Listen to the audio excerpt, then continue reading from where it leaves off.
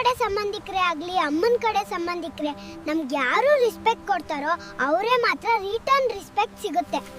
ಓದವನ್ಗೆ ಒಂದು ಕೆಲಸ ಆದ್ರೆ ಓದಿದ್ದವನ್ 1000 ಕೆಲಸ. ಯಾರನ್ನು ಕೀಳಾಗಿ ಕಾಣೋ ಅವಶ್ಯಕತೆ ಇಲ್ಲ. ಯಾಕಂದ್ರೆ ಓದ್ದವನು ಪುಸ್ತಕದ ಪಾಠ ಕಲ್ತಿದ್ರೆ ಓದಿಲ್ದವನು ಜೀವನದ ಪಾಠ ಕಲ್ತಿರ್ತಾನೆ.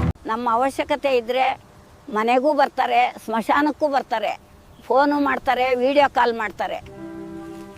ಅದೇ ನಮ್ಮ ಅವಶ್ಯಕತೆ ಇಲ್ಲ ಅಂದ್ರೆ ನಾವು ಸತ್ತಿದೀವೋ ಬದುಕಿದೀವೋ ಅಂತ ಕೇಳೋರು ಯಾರೂ ಇರೋದಿಲ್ಲ. ನಿಜ ಅಲ್ವಾ?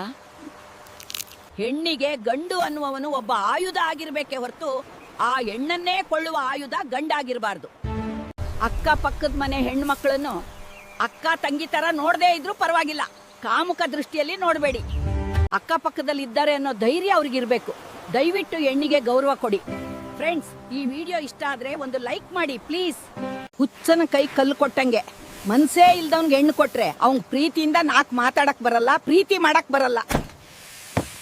ಅವನ ಸ್ವಾರ್ಥಕ್ಕೆ ಅವನು ಬದುಕ್ತಾನ ವಿನಃ ತನ್ನಗೋಸ್ಕರ ಒಂದು ಹೆಣ್ಣಿದ್ದಾಳೆ ಅಂತ ಅನ್ಕೊಳ್ಳೋದಿಲ್ಲ.